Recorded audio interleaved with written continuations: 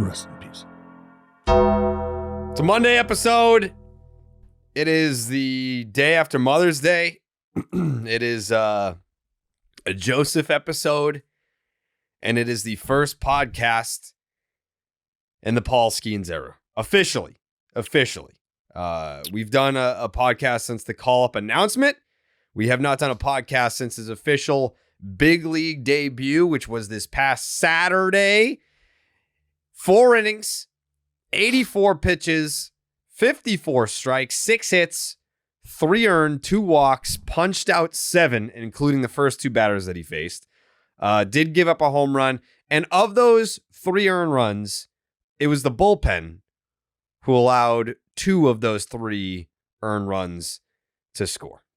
But he did drill and walk said individuals, right? Or did he just the 2 guys that got cashed in, he walked? He was responsible for? Yeah, where they walk 6 runs with the bases loaded or something like that? Yeah, well he walked the first 2 guys, and then a guy came in and drilled a guy and then walked 3. Yeah, that's not going to get it done. I'll be honest. I've seen a lot of baseball in my time. If you want to go out there and walk 6 guys with the bases loaded, I feel like you're going to have a difficult time to win unless you're the Pittsburgh Pirates because they fucking still won the game. What a day. Mixed in with a weather delay in Pittsburgh. Livvy Dunne, shout out to Joe, fucking nailed that. Like, what did you say? They're not going to call Paul Skenes until Livvy Dunne graduates from college? Well, until gymnastics season was over, until class was over, yeah. Yeah. They were going to bring him up and then not have her there. Yeah. She's been all over the social media accounts. She's been on Instagram. She's been on Twitter. They did a much better job. If you were looking to not be inundated with Livvy Dunne shots, because that's just something that you were thinking about, like, I want to watch the game, but last thing I want to see is this girl up there, 5, 6, 7 different fucking. They did it. It was perfectly fine. 0 wrong with Livvy Dunne being at the ball game.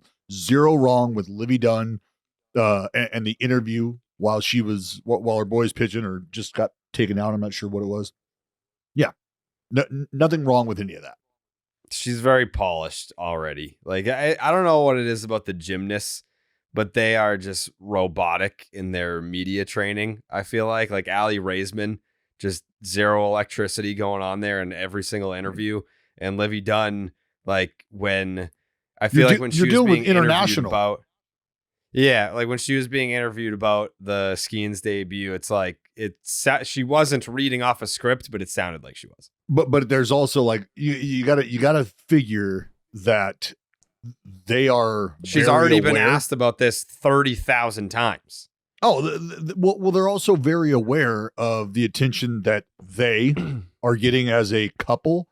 And I think the Super Bowl run and everything leading up to it with Travis Kelce and Taylor Swift sort of put on people's radar what a power MLB is dying for this to be couple. Oh my God. Dying for it is they are dying for it. So palpable. You can feel it in the air, if you will, Jared, that they want this to be baseball's power couple. Oh, well, they're let it be organic. Let it be organic. Let it happen. Let it happen. But they can't. They're already dating. They already like each other. You don't have to prompt this, right? You don't have to put it in place. This doesn't have to be an arranged relationship here for media. Like they're solid together already. Just stay in the shadows see Rob and Manfred let it play out. And Livvy Dunne in the box together every game. Every game. Mm-hmm. I mean, if it bothers you that like Livvy Dunne is making content around this, like shut the fuck up. Like we should want someone that's like, hey, I feel like the average age of a baseball fan is like what, like a 46-year-old dude. Like let's get more girls to like baseball. Let's get younger fans to like baseball. If she's posting about baseball, like look at the Taylor Swift impact of just like the NFL clearly doesn't need more fans. They're doing just fine. But the amount of people that tuned in just because she was there, it's like, all right, yeah, cool. Well, I mean, think about how many new Chiefs fans there have become just because. They probably quadrupled. Just because, right? They're like, oh, my girl's rolling with the Chiefs. Guess what? We're rolling with the Chiefs. If T Swizzle's on the Chiefs tip, then we are on the Chiefs tip. That's exactly how that's going. So I don't know that Livvy Dunne is generating that sort of mass following. I don't know that Dunnies. I don't know if there's Dunnies out there comparable to Swifties. Yeah, but that's something that remains to be seen. But yes, let this just develop all on its own. There's no need to force feed it down baseball fans' throat. It'll be there anyway. I mean, it's not like baseball is not identified that their demographic starts to appeal, or that young ladies start to appeal to that demographic. I think MLB has identified ways to disseminate content through those individuals.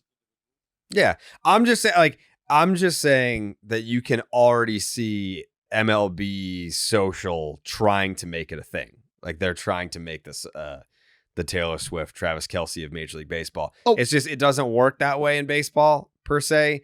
Like Travis Kelce, one of the greatest, if not the greatest tight end, and you have a dude in his Major League debut. Yes, Justin Haynes, you have a take? I was going to say, let's go to the guy who was force-fed, or who was told how to feed the general public information just like this from MLB. What would you have them do? Mm-hmm. I know it's not the same. It can't be the same on either person. There is no other Taylor Swift, and baseball stars just aren't on the level of football stars, particularly Super Bowl winning guys who are recognizable in the sport ends. Now. Well, yeah, we had Verlander and Kate Upton. But no, that's fine. I'm not saying that's fine. That's closer, I guess. Justin Verlander's still, unfortunately, not anywhere near as recognizable as Travis Kelce, even at his peak, no. I would bet. But what would you have MLB Social do is my point. Because like they can't, if they didn't do any content around this person, and I admit I know basically nothing about missed opportunity. Livvy Dunne, like that's other than what you guys tell me on this podcast. And I don't care who watches the game. She can do whatever she wants, whatever. It doesn't matter. But if they didn't post any content about that, the chorus would be, what an incredible missed opportunity. Yeah. Look at what the NFL did, et cetera, et cetera. So it's writ small for sure, but they are definitely trying to make it a thing. I don't think they really have any choice. They should have let her throw the first pitch, and then when every time they take Paul Skenes out of the game, she gets to do it. She gets to do mound visits. You get one mound visit because pep talk, and she's mic'd up. Yeah. Well, either way. The atmosphere in Pittsburgh was fucking awesome. The fans were on their feet in the first inning. I know automatically Paul Skenes' big league debut was going to get compared to, before it even happened, it was going to get compared to Steven Strasburg. After the fact, it was going to get compared to Steven Strasburg. Was it as good? Like, no, it wasn't better. As good, but like the Strasburg debut was like the debut. Like that was the one. You come out there and you punch out 14 batters in your big league debut after being super mega hyped after getting taken first overall in the draft. But I think what we saw, and I'm sure Dallas can provide more perspective from the actual former big league pitcher perspective. From what I saw, yeah, he was amped up. Like this is someone that I think does his best to block out the noise. Specifically when you talk about the relationship stuff, I'm sure he doesn't want to feed into that really. I noticed that when he did the interview with McAfee that didn't even come up. I'm maybe reading into it. Maybe it was asked just talk to me about baseball or whatever. But the fact that he listens to audiobooks while he's warming up, this is just a different dude. I feel like, I'm excited to see the next one. Once you've gotten that big league debut nervousness out of your system, what does that look like? And I haven't looked that far ahead. Do we know offhand who he lines up against for his next start? The Cubs. Again? And maybe Justin Steele again. Yeah. Oh, okay. Well, if there's no days off, that's exactly what it is. Mm-hmm. Okay. So we'll see him face the exact same lineup again. So that's a challenge. It's like they've seen you. Let's see how you change up your game plan. But Dallas, when you were watching Paul Skenes' debut, what stood out to you the most? I'm assuming it's kind of, for me, it was the arsenal. Like the fact everyone wants to talk about the heater, but he's got the splinker, 4 other different weapons to use. Like, what stood out for you the most? But I think the splinker is something that has garnered attention in the past just because of the movement profile, the velocity profile on the pitch from the OG splinker chucker, Johan Duran. But I mean, you're talking about Gomes coming in and going, we're going to throw this a lot because that looks really good. And as a pro hitter, that shit looks really tough to hit. As a pro hitter who catches them coming in, it looks really tough to hit. Let's take this thing for a ride. That's where I was like, okay, this isn't just a feel pitch for him. Meaning like, I don't really need to feel it. I can just throw the piss out of it and I'm going to get the action that I want and I can throw it anywhere I want. And that's how I have to do this. That's not the case. He has a pretty good idea of where he wants to put it, how he wants to get there. Something that I did notice was, at times the slider was disgusting. And then at times it backed up a bit. And that's just about being in a position to finish consistently. And there's nerves that factor into that because at times you saw some fastballs miss arm side consistently. And that was maybe just a little quick. And then the adjustment, you saw some fastballs jerked, hard in or hard away from right-handers. And that's him just trying to find that happy medium in the adjustment phase. But overall, you saw stuff that when on will absolutely dominate a lineup, can absolutely dominate a lineup. I think there's, it's the command, and it's not a fair comparison because I watch Mason Miller with this, with frankly, with better stuff. And I watch him dot it up. I watch him put it where he wants it. And it's in a small condensed outing, right? 1 inning. And it's not to say that he wouldn't be able to do that over multiple innings, but Paul Skenes is maybe just a tick and a half or so less in terms of stuff, but has still got the ability to control the baseball. And as he gets older in this game and as he consistently starts to figure out how hitters are attacking him, he'll figure out a way to command his arsenal a little better. But the overall stuff is what I know a lot of people were excited about initially. And watching him throw that fucking 96, 97 mile an hour splink, Johnny, is I think is going to be a lot of fun. And it's going to be interesting just to see what sort of adjustments are made to him offensively on that pitch. Is that something that they decide like, look, that's going to have to be a strike for him or else we're not offering at it, almost like the split, right? So we'll see how that goes. But the shit is nasty, man. It is nasty. So you're the Pittsburgh Pirates pitching coach. You're talking to him the next day after he comes down. Your task is, here's what I liked. I need to see more of that. Here's what you need to work on. What are you targeting?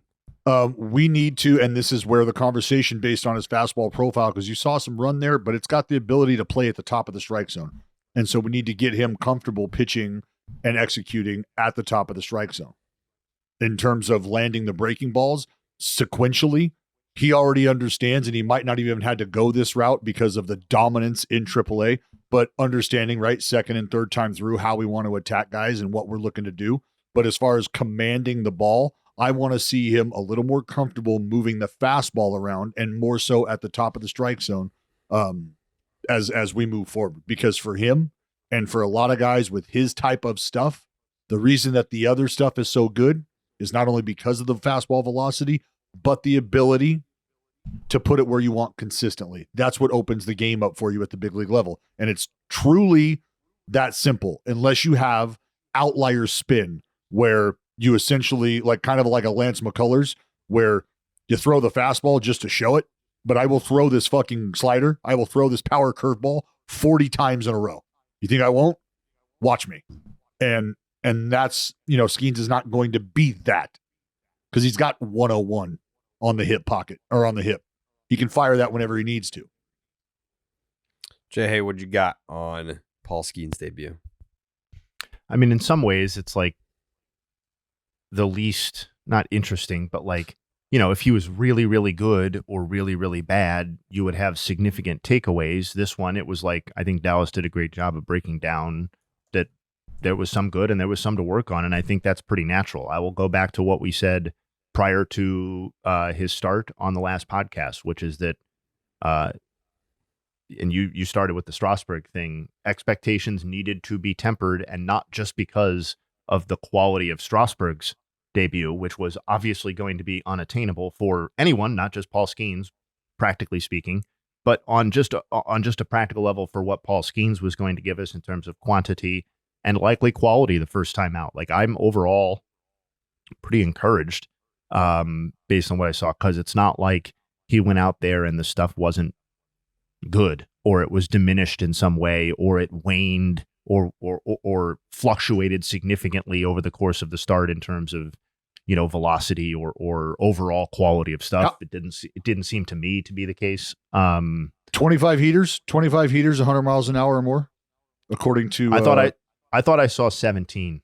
No, I meant total. Not more than 100. I thought was it 17 yes, that were more than 100, but 25 according to Quest. My information, 25 total, 100 miles an hour, or more. 17 more than 100 miles an hour.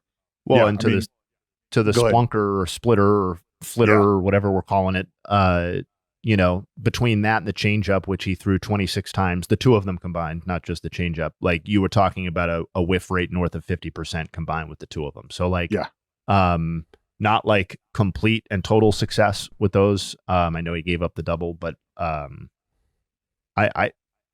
no less excited than I was prior to the debut. I think that's the best way I can say it.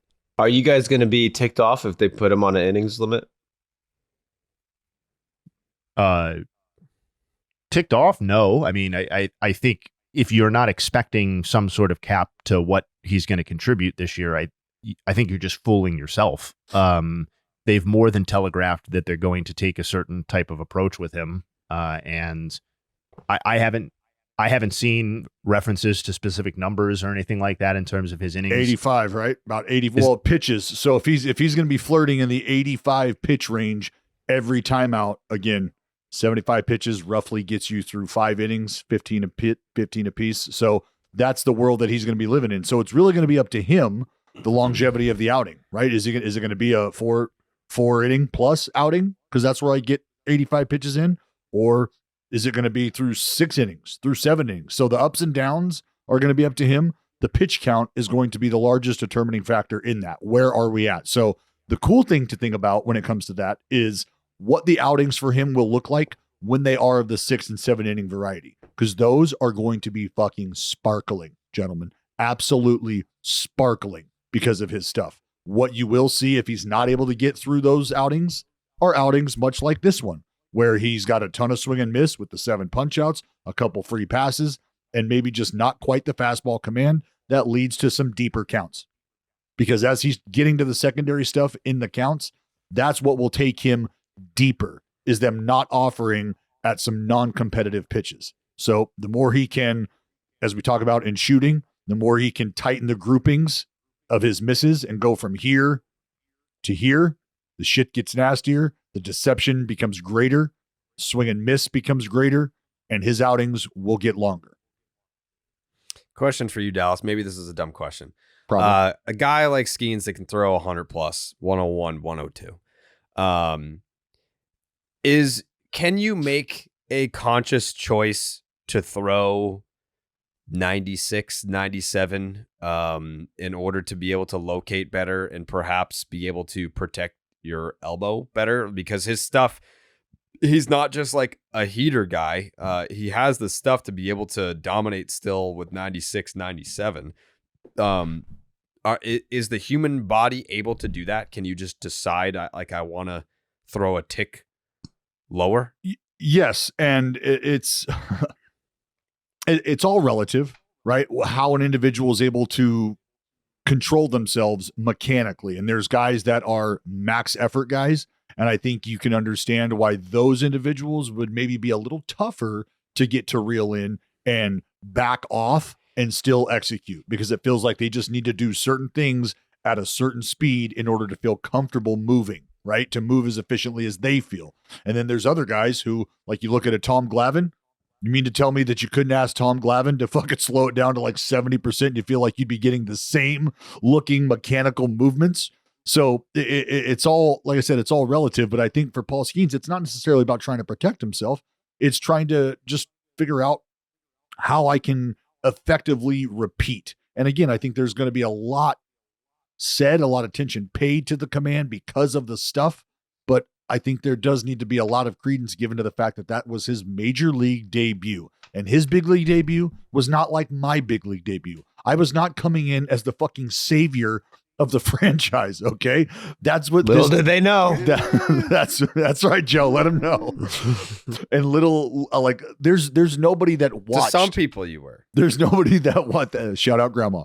There's nobody that thought or didn't think that Paul Skenes is not going to be the future of this franchise. So I think all those things considered, you have to understand that, yes, there's going to be an adjustment phase for Paul Skenes, but there doesn't need to be a complete sort of overhaul, back to the drawing board. Is this going to work? No. He's going to be just fine. Yeah, he is going to be just fine. And you would have been just fine if you went with our promo with Underdog Fantasy, because we said all you had to do was have over 10.5 pitches thrown by Paul Skenes in his debut, and that's cash money dollars, which is really why Underdog Fantasy is the easiest play to play. I did it again, Jake. I said pay to play, or play. I don't know what the fuck. Easiest place to play. Why is that so hard for me to say? Pecorino. It's the easiest place to play. Because it's words together. That's why it's hard for you to say. It's alliteration. Easiest place to play fantasy sports. Playing their pick'em game is as simple as selecting higher or lower on player stats, strikeouts, total bases, home runs, and so much more. Make entries of all baseball or mix and match across your other favorite sports. You can win up to 100 times your money, and it's a ton of fun. Who do we got tonight, Jake? We got the Celtics tonight? We got the C's tonight. You're going to hit the hires on those. Yeah.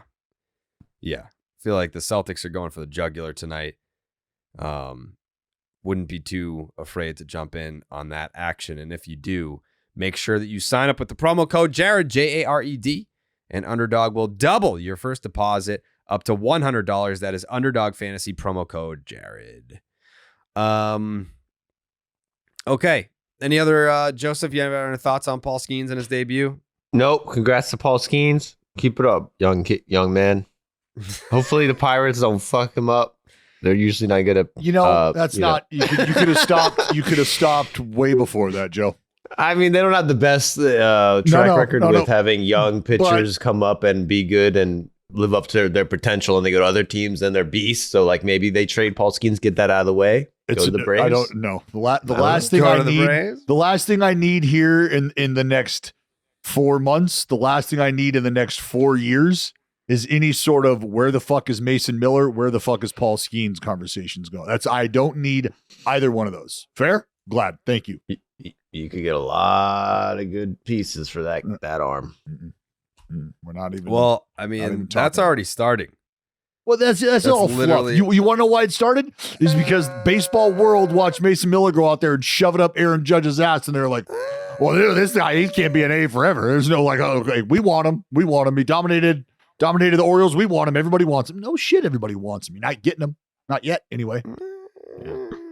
Give it a couple of weeks. I would expect that the ace position will listen on anyone. That's every team's position on every player. And if some team makes them a ridiculous offer for Mason Miller, yes, they will do that. Yeah, now, of course, at the same time, what? You're the Oakland A's. You're going to Sacramento next year. You don't know that. You have indicated that you are going to ramp up before going to Las Vegas, and you're going to put a more competitive team on the field. That's true. At some point, that process has to start. You're right. Now, maybe if you're the A's and Mason Miller was hurt for a good portion of last year and some team makes you a ridiculous offer, the best thing for your organization would be to trade him. I don't know about that. I wouldn't say that it should be ruled out by any stretch of the imagination. But if that trade occurs with Team X, my question will be, okay, well, we'd want to see who they got back, of course. But my question would be, all right, when does the ramp up begin? Yeah. And I am skeptical. I've written this. I've said it here. I am skeptical this ramp up is actually going to take place and they're actually going to try. But this is their position. This is what they sold everybody on going forward. So I am certain we'll hear Mason Miller's name one way or the other, whether it's real or not, before the deadline. But let's just hope he stays healthy because that dude is fun to watch. Yeah, he is, Ken. Yeah. Ken, before the yeah. Wow. Wow, what a move. Let me guess. Does that, based on what Ken Rosenthal said, does that make Ken Rosenthal correct in his assessment that we're going to hear Mason Miller's name before the deadline? You nailed it, Ken, because the conversation's already happening. Oh, fucking wow. What a limb. How lonely out there all alone that you thought Mason Miller's name was going to come very up. Defensive. I mean, what's ridiculous? It's ridiculous. You're talking about a franchise known for turning over, and you're like, oh, yep.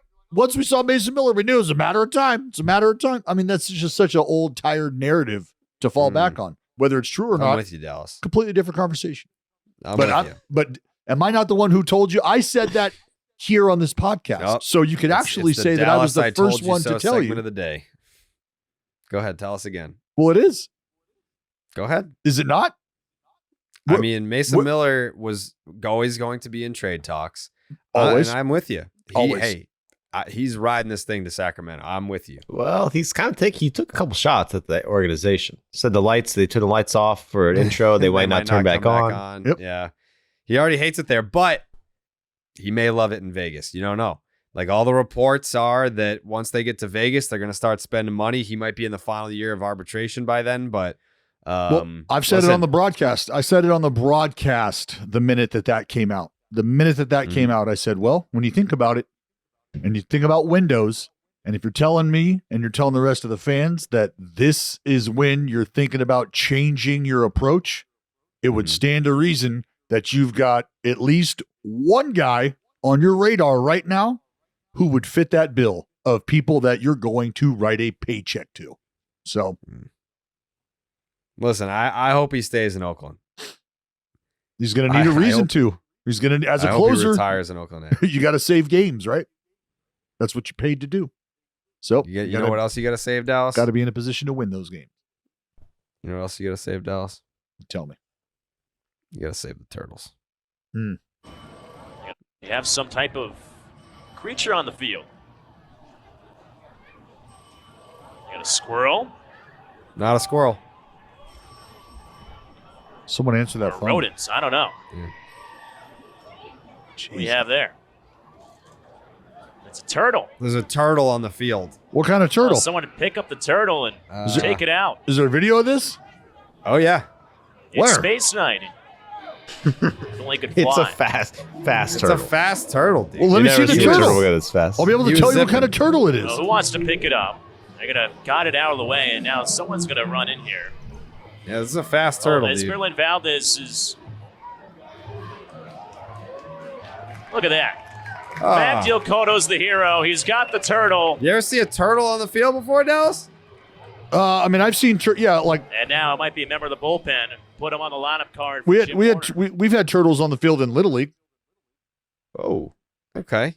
Yeah, because our Little League field, our Little League diamond, backed up to a levee. So, like, if you hit a fucking bomb, you hit it up over the levee and into the water. So there's a river that kind of flows back behind us. So yeah, we had turtles and all kind of random shit, coyotes, all kind of foxes. Finding out there's also a pelican on the field in San Francisco this weekend. Saw that. And so animals are getting on the field. That could mean natural disaster. Solar flare this weekend also could mean massive natural disaster. That's a big bird. A big bird. He's showing off right now. A little wingspan. Look at this. That bird is soaking it all in. Like a home run trot. There's a bird in short left center. That's not just a bird, though. That's a big bird. That's a big bird. Big bird. Pelicans are no joke, dude. They will eat a whole ass bird and just fucking fly off with that thing still flapping in its mouth. Like pelicans are no joke, dude. No joke. Yeah. Did you get the video? I sent it to you. Yeah, I got the video. I can't tell because we're obviously that camera's like 300 feet away. but it appears to be a sizable red-eared slider. Might even be a leatherback out there, but that's way too small. It's tiny. Thing was fast. Yeah, well, turtles are quick. Never seen a turtle move like that. Yeah, but that is a water turtle there. That is not a tortoise. That is not a land tortoise. That is a turtle. Shout out to turtles, man. Very different. You got to save them. Alek Manoah had somewhat of a redemption outing. 7 innings, only 78 pitches. So we were efficient in these 7 innings. There you go. 55 strikes, 4 hits, 3 runs, none of them earned. A walk, 6 strikeouts, and a home run. So think about that outing from Alek Manoah and his stuff at 78 pitches, and what a Paul Skenes outing with his stuff could potentially look like should he be able to command the baseball.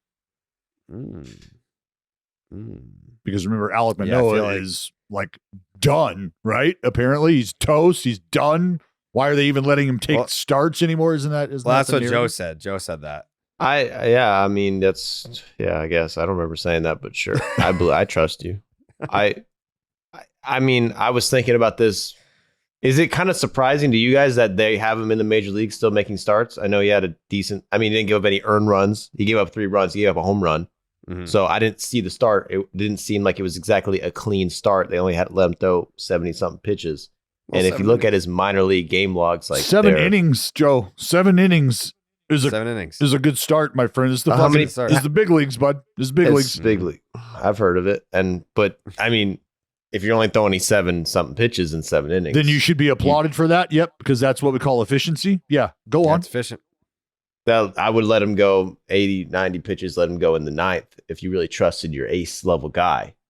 But I know he's not an ace level guy right now. I'm just saying, is it a little weird? I'm not weird, but like, I don't know.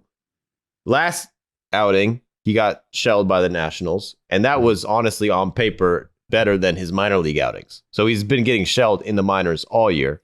Well, here's my thought process, and I'm sure, Dallas, you can speak to this as well. If you go 7 innings, okay, it's 78 pitches. Maybe he could go 9. But he gives up that 3-run home run to Santana at the end of his outing. I think the root of his issues so far, or like the last year or two, has been his confidence. So you get him out of there after, like, hey, end the day when you can still say this is a good outing before you send him back out for the 8th inning, and then he gives up 5 runs, and then his final line is 8 runs, fucking 5 of them earned.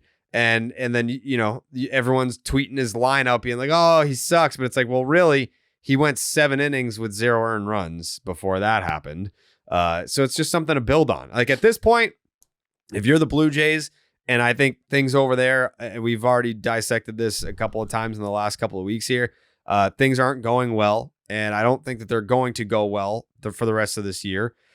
You're kind of just trying to salvage what you've got, identify what could be a movable piece, and maybe if Manoah is kind of on the fringe of both of those things, like, is this guy a movable piece? Is this guy a piece of the future? They don't really know. Like, we're trying to just get him right, and if we can get him right, maybe we can trade him for something, and if not, maybe he's a piece of what we're trying to build towards after we blow this thing up, because it feels like it's going to get blown up at the deadline. I mean, it feels like there's going to be other arms that would be on the radar before an Alek Manoah. Unless he's dealing by July. Like, we still have a few months to go. I think if they feel like it's open season in Toronto, Alek Manoah is going to be one of the last people that they're checking. He'll be a throw-in. Yeah, well, I don't think he'll be a 1-for-1. Like, that would be like a Manoah. Like, all right, do you want fucking Springer's contract? Well, you have to take Manoah too. Yeah, well, and I just think arms-wise, there's some other guys in that rotation that are probably slightly more attractive to you than Alek Manoah. And I think the rest of the league would probably look at the Alek Manoah struggles and some of the noise surrounding the cause of those struggles and say, I'll let you and Alek figure that out. You guys can figure that out together, and we'll circle back and check in on that. But as far as identifying a piece to help us get to bonus baseball, to get to October, there might be some other guys ahead of his name on that list. So here's what I have to say about Manoah, and I would be curious if anybody has any reaction or additional insight here. because the numbers are pretty interesting. So unless there was a significant pitch tracking problem by the computers, the data on this start, he completely flipped his pitch usage in this game from how he typically pitches. So lately, he had been primarily a sinker, slider pitcher, not exclusively, but he had been leaning on those two pitches. In this start, he threw more changeups and he threw more four-seamers. Specifically, he threw 19 changeups.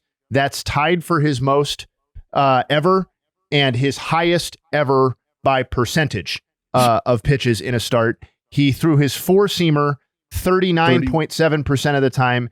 That is his highest since his first start of the 2023 season, March 30th of 2023.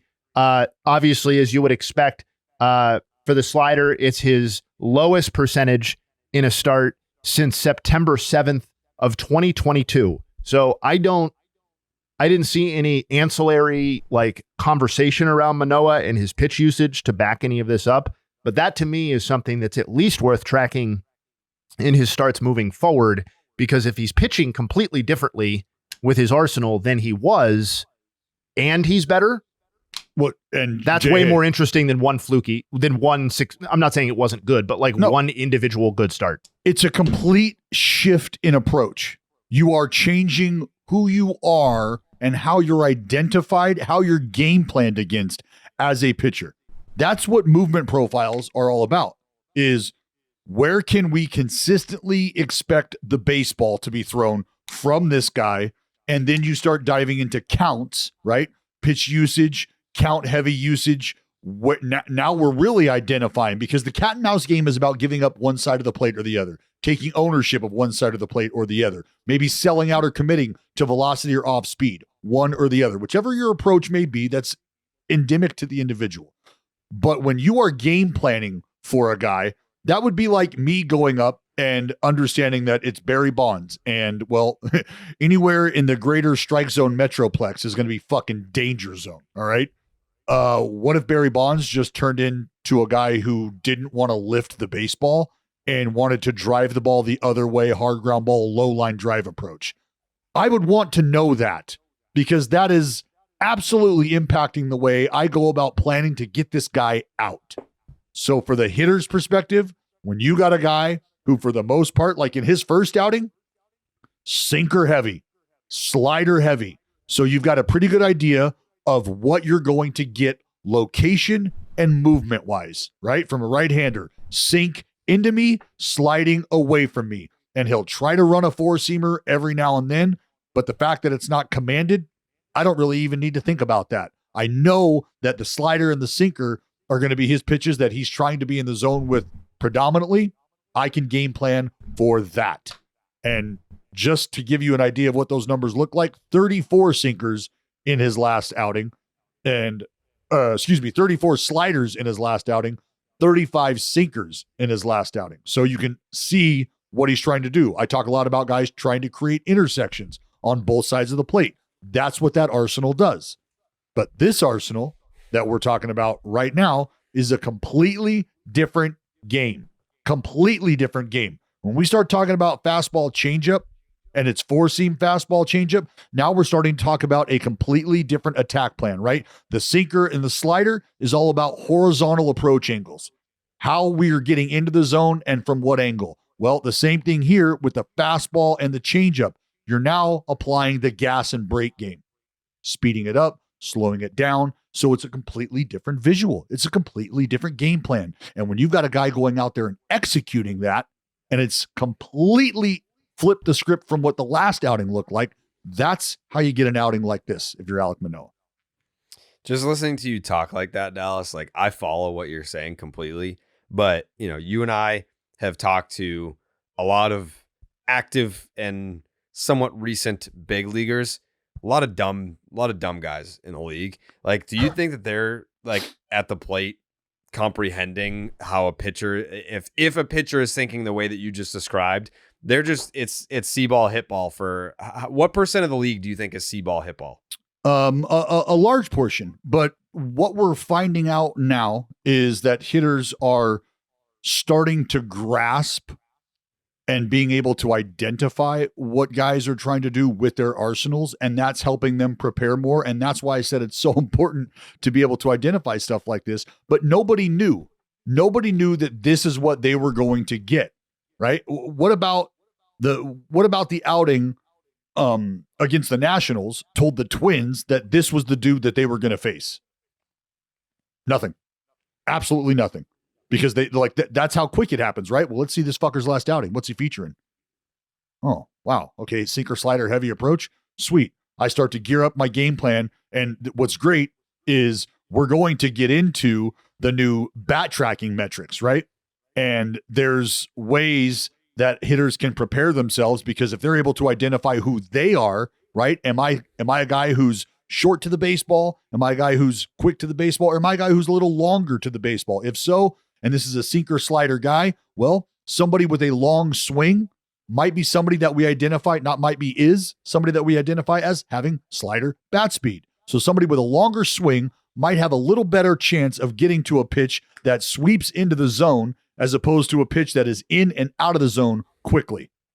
So now you start to evaluate who you are and the shit you're going to face and how that matches up as well.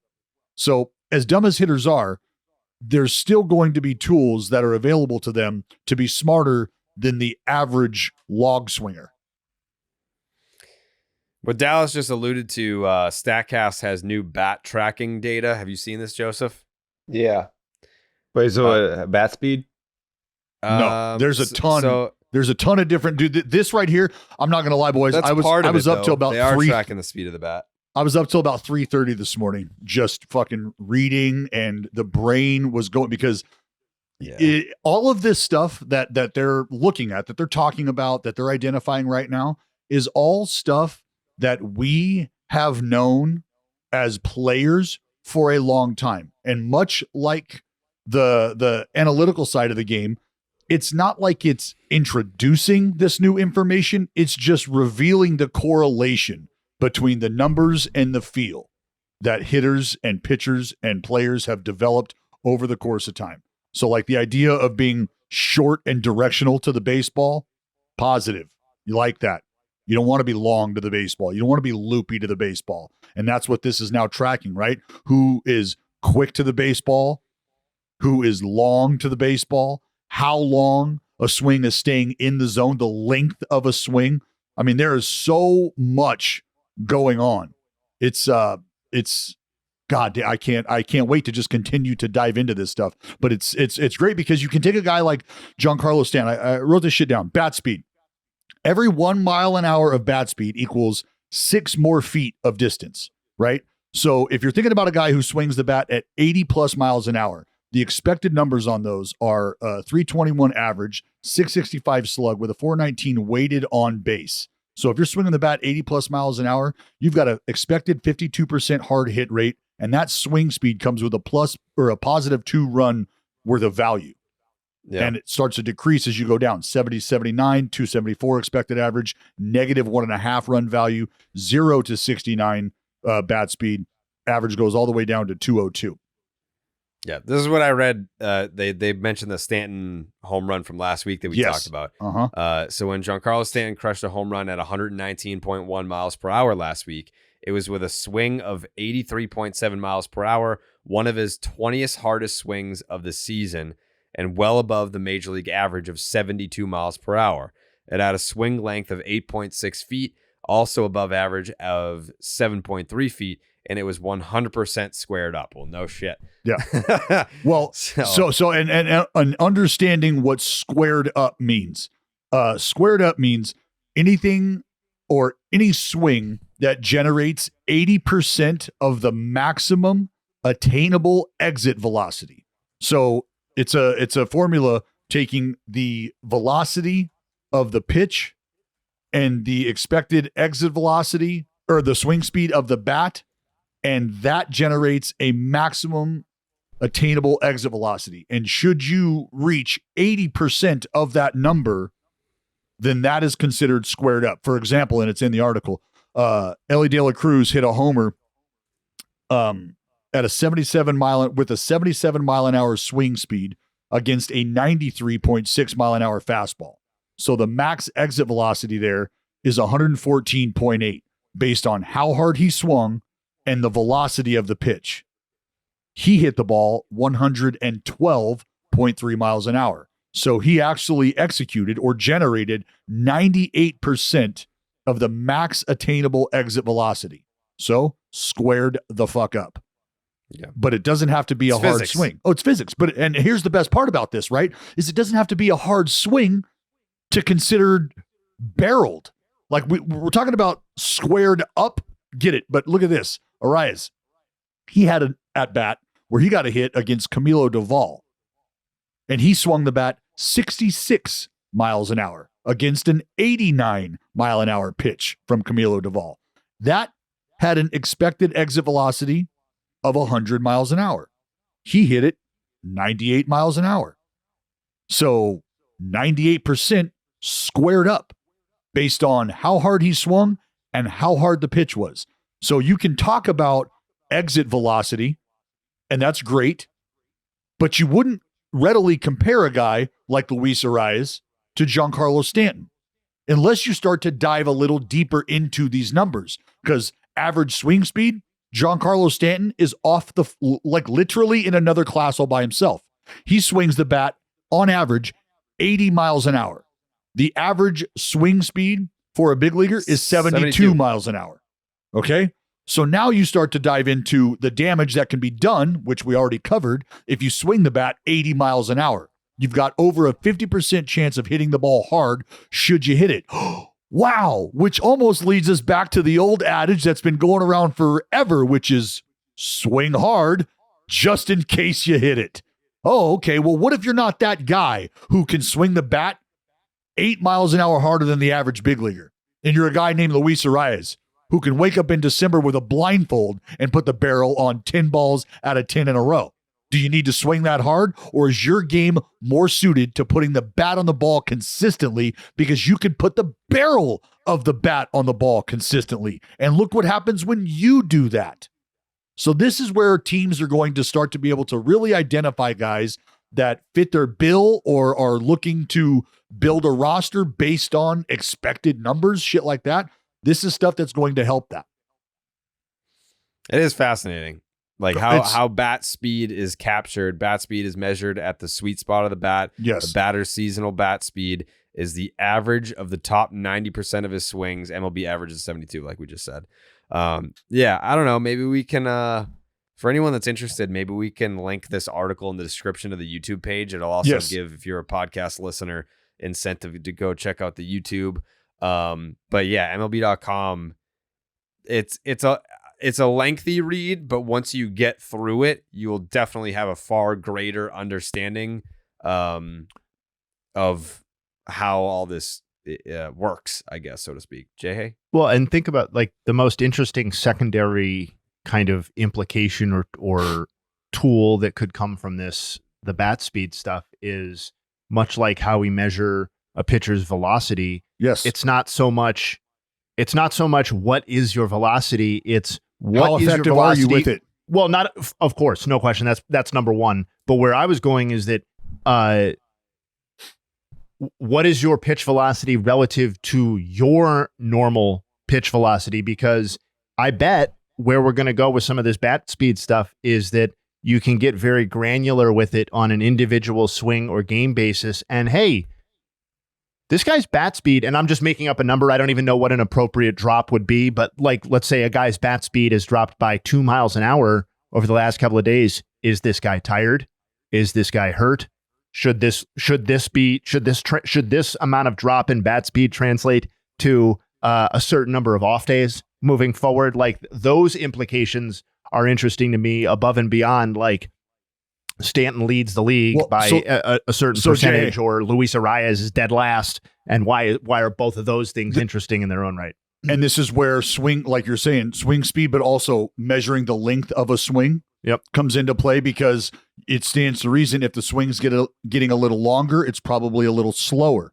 But we're also finding, and what's been found is somebody who might have a little bit of a longer swing, still could be generating X amount of power. And for them, that might be the sacrifice needed to be made. Like, I'm willing to be this guy who can put the bat on the ball, because we're seeing it, right? And we've talked about it with the Guardians, trying to identify guys who are going to hit the ball a little harder on average when they hit it, because if they hit it harder, the chance of it going farther is greater and over the wall and blah, blah, blah, blah, blah. We understand all of that, but this is a way for them to be able to readily identify some of this stuff. And I know that there's a certain subset of fans or media people or ex-players who are going to be overwhelmed or afraid or just generally not interested in a whole new batch of numbers to explain this stuff. But why it's going to be interesting to me, probably not surprisingly. Like, I vividly remember when Matt Wieters was called up and all the hype. He's like a forgotten massive. He's like a forgotten massive hype guy, right? Like, and part of that was fueled by the projection systems that projected him as basically Mark Teixeira at catcher. And you're like, holy shit! Like, this guy is going to win a fucking MVP award. And then he comes up, and then all of a sudden you have this subset of analysts and viewers or whatever who are telling you, whoa. This swing is very long. Mm-hmm. This is never going to work. And it's like, okay, I don't not believe you, because I am seeing Matt Wieters swing the bat, and subjectively it does look kind of long, unfortunately. But like, this idea that we're going to be able to put numbers and context to stuff like that to see whether it's true, to what degree it's true, is that really the problem here, et cetera. I'm very excited. I think it's going to be a whole new, it will only provide more insight and more accuracy to the stuff to the other StatCast stuff too. So by bringing this stuff forward, it's going to make the other stuff more insightful as well. To answer your question about what will it mean to have a 2 mile an hour reduction in swing speed, I'm glad you asked that, because we actually have a calculation for what is called fast swing speed. What is a fast swing? A fast swing, quite literally, is a swing 75 miles an hour or harder. So should that individual's swing speed drop to 73, well, we're only 1 mile an hour away from reducing to the mean, right? To the average across the game, which very well could have power implications. And something else you think about, Jayhay, is as a scout, being able to identify that unicorn, that 2-strike approach that might exist for certain guys. Because how about this? Giancarlo Stanton, any of you want to take a guess at how many times he doesn't swing as hard as humanly possible? If Giancarlo Stanton were to swing the bat 100 times, gentlemen, how many times do you think he's swinging the bat as hard as he possibly can? 99. Jared, 98. You're almost really good at this game, Jared. It would be 100. It would be 100. So yes, I'm just assuming, like, based on, like, he swings and misses at sliders away all the time. Sure. So there's gotta be swings where he's just waving at it, being like, fuck, like, I thought this was a fastball. I now know it's a slider. So I've already committed. I'm just going to throw the bat through the zone here, but I'm not swinging as hard as I can. Yeah, not coming off. And so on the other side of this, Jayhay, is O'Neal Cruz, who's got this, I believe, the second greatest average swing speed, but has only swings with a fast swing, 75 or greater, 72% of the time. Well, so now we're talking about a guy with just a different, like, is there a shift in approach for O'Neal Cruz, who just hit a ball out of the ballpark the other day on a swing that looked like he was like, I thought about it. Like Jared just said, I'm caught in between, but I guess I'll keep swinging, because if I do hit it, it could go really far. And it did. Yeah. And to your point, Jay, I just want to get you this. There is a swing value. This is where at 75 or greater, as opposed to less than that, is where you go from having a negative run value to a positive run value. So anything 75 or less, you start to get into the negative run value in terms of swing speed. 75 or greater, you're generating positive run value. Well, and much like the swing length stuff, like what you guys are talking about is going to provide additional nuance to the whole, does this guy have multiple types of swings conversation, a 2-strike approach, or is he like Stanton, where you're getting 100% of the swing 100% of the time? Like, and Like that to me will only make that discourse more interesting because instead of being kind of like a visual interpretation or a kind of off the cuff, subjective, ad hoc sort of conversation, it will be grounded in something that will at least serve as a foundation or a pivot point for the conversation. And I think that's interesting because I'd rather hear like, here's why we know this guy has a two-strike approach or a different approach with runners in scoring position or whatever it might be. And it's because of this data and this information. That to me is like fascinating. Jay, because it's really now it's giving you the opportunity to identify everything that we sort of hem-haw and hypothesize about, right? This is it. This is it. Oh, what do you mean this guy's got a two-strike approach? What about that tells you that? This tells me that. Watching how long the swing isn't, watching how short he is to the baseball, and watching the fact that there's a reduction in swing speed, but there's not a compensation for contact. So this dude might cut the swing down, but is still able to get the barrel to the baseball because of his approach. And how did we identify that? All of these metrics right here. Oh, and all this video is cataloged and bam, bam, bam. Here are the swings. Here are the dates. Here are the innings. Here's what I'm talking about. Here's what it looks like. Go. Oh, here's my swing speed average, Jayhay, of 77 miles an hour, and it's with a leg kick. Here's my swing speed at 74.2 miles an hour, and it's with a toe tap. Oh, shit. Oh, shit. Wow. Numbers. I know every ballpark is different, but how long do you think it'll be before we start to see swing speed in ballparks? Not long. Not long. I'm going to tell you right now. That's valuable information for the pitcher, right?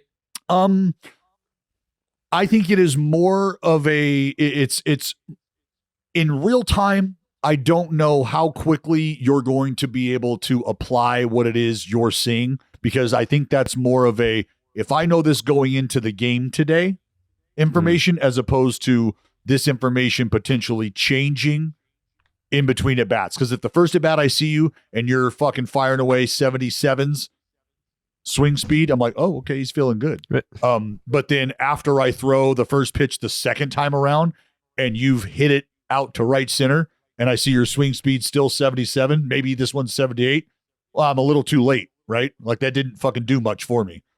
So, but if I know coming into the game that last week on average you were firing 77s, but this week on average you're firing 73s, buddy, I might be stepping on the gas pedal against you this week as opposed to trying to spin you out of the zone because you're a little slower, you're a little longer. I don't want to give you a chance to get to my wrinkle, to the slider. I don't want to speed your shit up because that's what I would be doing. By slowing my velocity in the zone down, I would be speeding your long ass swing up. How do I know it's long? Because I got the fucking numbers. That's how I know it's long. So now I'm going to be fucking gassing your shit up. And to exactly what Dallas is talking about, the last point that I wanted to make about this was that we spend a lot of time as a sport, and the league itself spends a lot of time tweaking this and changing those rules and changing this substance or whatever to increase offense. Fundamentally, you want to know one of the driving reasons why offense is down in Major League Baseball over X number of years. It's because the teams already had this stuff that we're now getting, and they've been advanced scouting with it for years. Pitchers have. Right, exactly. The pitching side has. And they've had this information. And so, no shit, offense is down because we know that this fucking dickhead over here only has one swing and has only had one swing for 10 years. Doesn't matter what pitch you throw him in what situation or what count. Like, shout out Javi Baez. And that's the extreme example. But like, they've gotten so granular on what these hitters can and can't do and where their bat paths is. And we're just years late getting this information. And it's beautiful. There's nothing you can do about that to change the offensive levels. Like, you can't restrict teams' information necessarily, but you know, if they didn't have that, I think you'd see offense go back to previous levels pretty damn quick. I said this months ago on I think it was on our podcast. It had to be on our podcast about pitchers understanding how quickly a guy is in and out of the zone with his swing, and we understand where to apply our stuff. What's the hitter's response to that? You either change the swing or you don't, and you get fucking rolled. It's that simple. It is that simple. We've got a heat map. We know where your holes are, and if you can't fill those holes, buddy, we will, and we're going to fill you up. Jake, cut that, please. Yeah. Well, speaking of going to ballparks and seeing this information, you got to check out the Game Time app if you're going to be doing that. Game Time is an authorized ticket marketplace of Major League Baseball, which makes getting tickets faster and easier. Prices on the Game Time app actually go down closer to the closer that you get to first pitch, with killer last-minute deals, all-in prices, views from your seat, and their lowest price guarantee. Game Time takes the guesswork out of buying MLB tickets. And you know what? You know what, Dallas? They also have concert tickets. Oh. Because I don't know if you noticed my shirt today, but that Ashanti concert was something special, bro. Oh, baby. You want to talk about how you can use the Game Time app for more than just MLB tickets? They got concert tickets as well. They've got all kinds of sporting events that you want to check out.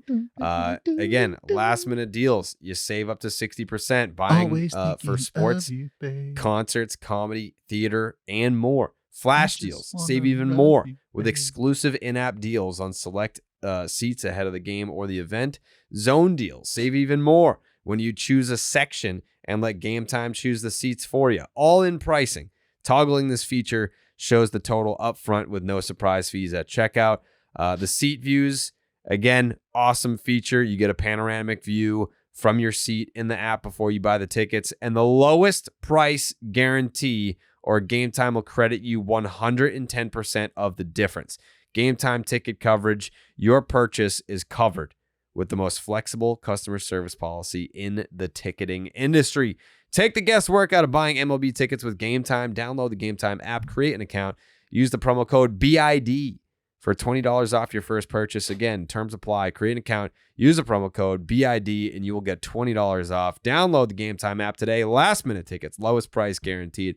And everyone that tweeted me asking me how the concert was the next morning, I appreciate it. It was amazing. It was a cultural experience. It was it's something that moves you. It's something that speaks to your soul, and you walk away from it feeling like you've leveled up, like a Pokemon. Like I walked in Charmeleon and I walked out a Charizard. I was disappointed, Jared. Your experience at the Ashanti concert was walking in like a Pokemon Charmeleon and exiting as a Charizard. That's what you've come up with to describe your experience. You have no idea. Is that a good or bad thing? That was a good concert then.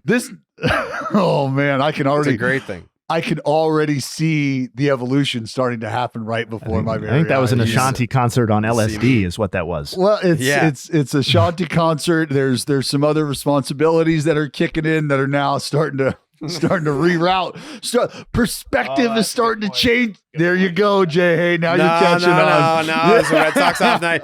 Jake, did the Red Sox play that night? Sox didn't play that night. Sox didn't play that night. Fuck you. Yeah, There's no way I would have. No, he's just saying you got Pokemon references. No, buddy, it's okay. You can fight this all you want. You can fight it all you want.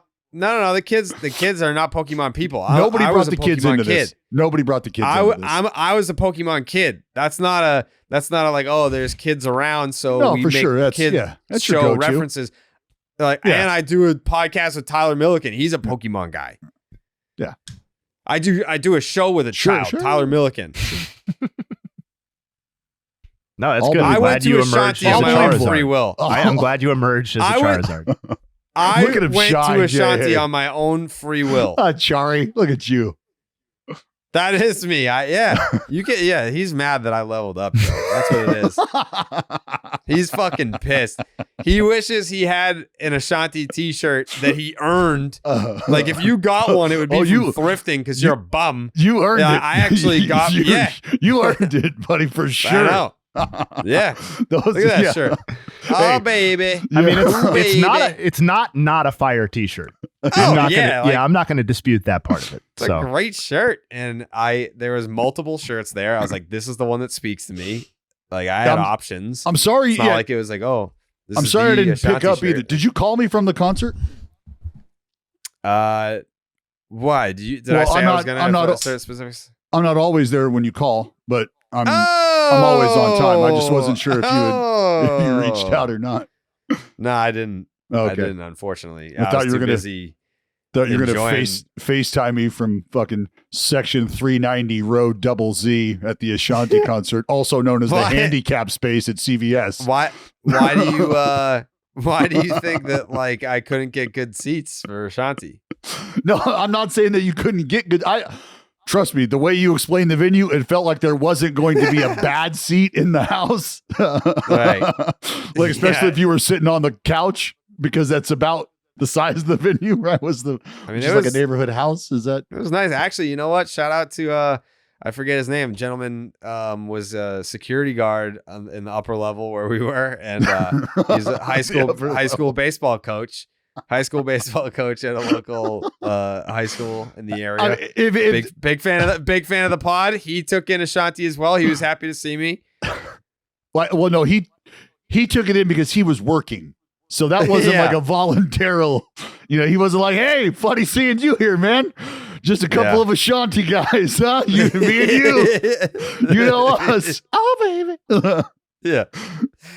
Yeah. But he was bobbing his head. He was enjoying it.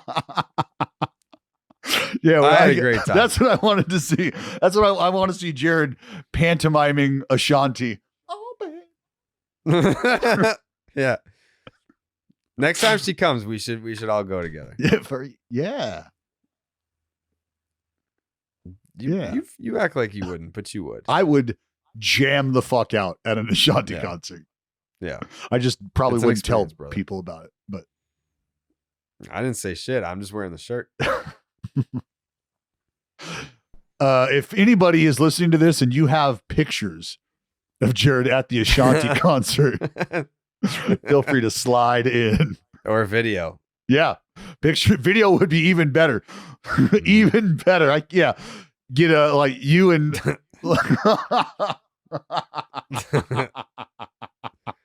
just give me the video of Jared in full prom pose, like, rocking back and forth, just standing behind. Oh man, this is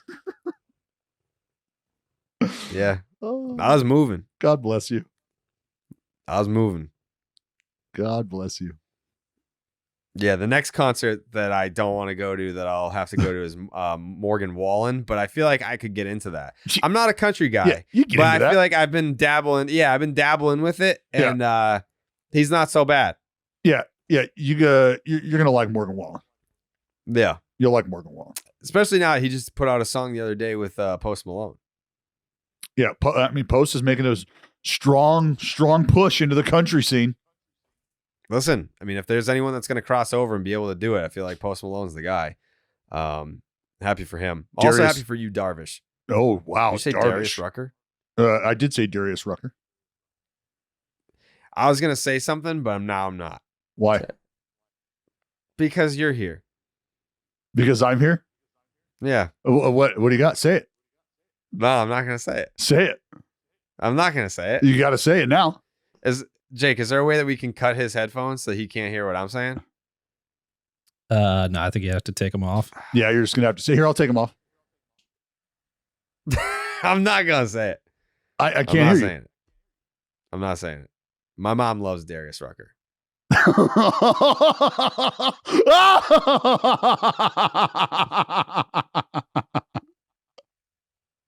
Don't say it. Yesterday was Mother's Day. Don't say a fucking word about my mom. She listens to the show. She'll hear you. My dad does too. Go ahead. Say what you want to say, piece of shit. Say it. Say it. Nothing. Is this? I can't even talk about the music that my mother enjoys because of you. Does this go back to that comment about the Darius Rucker concert? Do you remember that?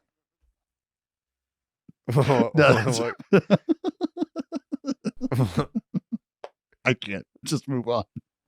What did you say about my mom going to a Darius Rucker concert? It was something. She goes all the time. She's been to multiple Darius concerts. What's so funny about that? Nothing. Nothing. I know she's taken the D in multiple times. It was just about. Whoa. What? It's the day after Mother's Day. Jay, it's the day after Mother's Day. Jay, uncover your fucking mouth, Jay. It's the day after Mother's Day, dude. I was thinking about. I met Mrs. Carabas in person for the first time like a month ago. I'm not uncovering my mouth at all. Yeah, wonderful lady. She's a wonderful lady. But she's gonna hear this. Oh, I know she's a Darius fan. A big Darius fan. Yeah.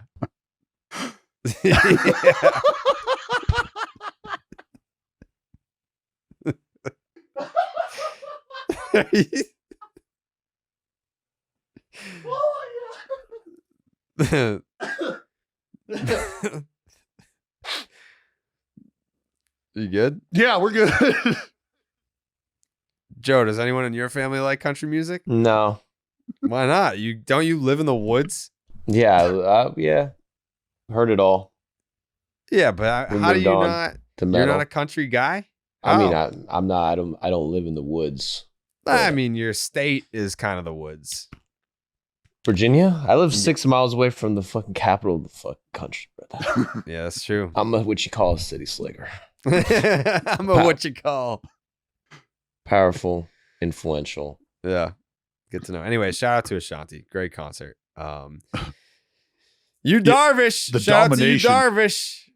Yeah, 7 shutout innings against the Dodgers on Sunday. Punched out 7. I was doing a little look-see at how the Padres have performed when you Darvish doesn't start. Padres are 6-2. He doesn't have the innings to qualify because he has 2 starts where it's like 3 innings and then one was like 3 2/3. But he's made 8 starts. The Padres are 6-2 when he takes the ball. They're 16-19 in all the other games. Interesting. And he hasn't really been their best pitcher, not even close either. No, Dylan Cease has been fucking awesome. But I think Dylan Cease leads the National League in ERA right now. I'm deceased. Is that true? Yeah, I think so. Yeah, I'm pretty sure. But Imanaga. Imanaga, I think does. Well, wait, are we moving on from Darvish already? Yeah, no. Because Jayhay, because Darvish, like I had some things to say. Yeah, I looked at his starts. Yeah, we're talking Darvish. I looked at just his performance specifically, and I don't know that he threw a ball the entire fucking outing. I mean, he did, but listen to this. So he was 18 for 24, first pitch strike rate. That's pretty solid. But he threw 27 four-seam fastballs, 18 for strikes, 17 swings on that pitch. He got 4 swing and misses. He threw 22 sinkers, 18 of those for strikes. He got 12 swings on that pitch, 2 swing and misses. He threw 24 sliders. He threw 17 of those for strikes, 12 swings on that, 6 swing and misses. He threw the cutter 8 times, 5 for strikes, got 4 swings on that, 2 misses. Threw the curveball 8 times, 6 for strikes, 4 swing and misses. He threw the sweeper 9 times, 7 for strikes, 5 swing and misses, or 5 swings. And he threw the splitter 3 times, 3 for strikes, 3 swings, 2 misses. So here's why I'm glad everything was a fucking strike, Jayhay.